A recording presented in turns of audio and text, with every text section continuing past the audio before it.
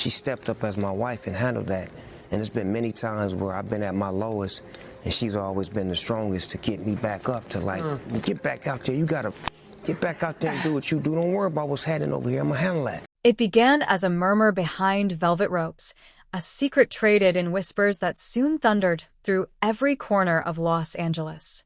Word was Snoop Dogg wasn't just furious with Sean Diddy Combs. He was instrumental in taking him down. By the time federal agents closed in on Diddy in late 2024, insiders claimed it wasn't fate or coincidence that led them there. It was vengeance. And the spark that lit that fire wasn't fame, greed, or ego. It was something far more personal: betrayal.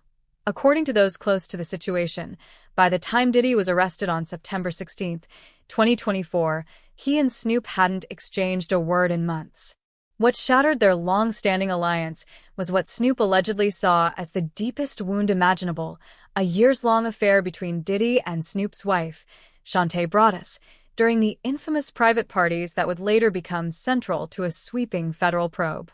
When Diddy was convicted in November 2025 and handed just over 4 years in prison, the question hanging in every conversation was the same.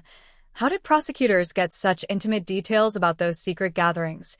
The whispers all pointed to one man, Snoop. Their relationship had once been built on mutual respect, two titans orbiting the same hip-hop universe. Just a strong black woman off the tippy. Snoop represented loyalty, longevity, and authenticity. Diddy embodied ambition, extravagance, and control. For decades, they navigated the same circles, appearing friendly in public while quietly sizing each other up behind the scenes. But when federal investigators began piecing together their case, one involving racketeering, trafficking, and what prosecutors described as degrading private encounters, Snoop's alleged cooperation reportedly transformed an unprovable rumor into an airtight indictment. Yet this story didn't start in a courtroom. It started in a love story that survived. Snoop Dogg saying he owns Death Row is no different than me saying Tupac was alive because I had the unreleased Tupac music. It ain't no different, bro. The chaos of fame. Shantae Broaddus, born and raised in Long Beach, met Calvin Broaddus long before he became the icon known as Snoop Dogg.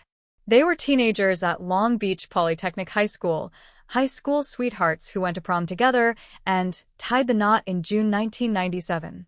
Through decades of industry turmoil, from Death Row Records' collapse to Snoop's global reinvention as a businessman and family man, Shantae remained his anchor. By 2021, she had officially stepped into the role of his manager, overseeing his growing empire in spirits, gaming, and television. She wasn't just his wife. She was his final sounding board, the person he trusted above all others. That's what made the alleged infidelity so earth-shattering that in early 2024, trouble began to surface when Suge Knight, speaking from prison through his Collect Call podcast, began taking aim at Snoop. In one post that February, Knight uploaded a picture of Shantae vacationing in Hawaii with another man, writing, "I'll pray your wife stops going to Hawaii with other men." The jab came... Same kind of extortion that we heard when Cassie took the stand and testified on that airplane ride back from France. Diddy said, "You don't do a freak-off, I'm going to release one of the freak-off videos that you are profiled in and humiliate you." Just after Snoop had publicly offered Knight a message of peace. Within hours, comment sections lit up with speculation. Some dismissed it as the rant of a bitter man behind bars. Others believed Suge knew exactly what he was doing and exactly how to strike where it hurt.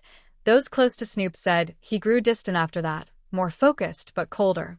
Then, only weeks later, federal agents stormed Diddy's Los Angeles and Miami mansions as part of a widening investigation into what they described as a system of coercion and exploitation.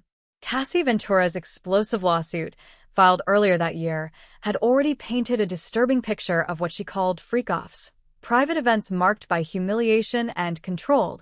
By 2025, court testimony confirmed that numerous high-profile celebrities had attended these secret gatherings.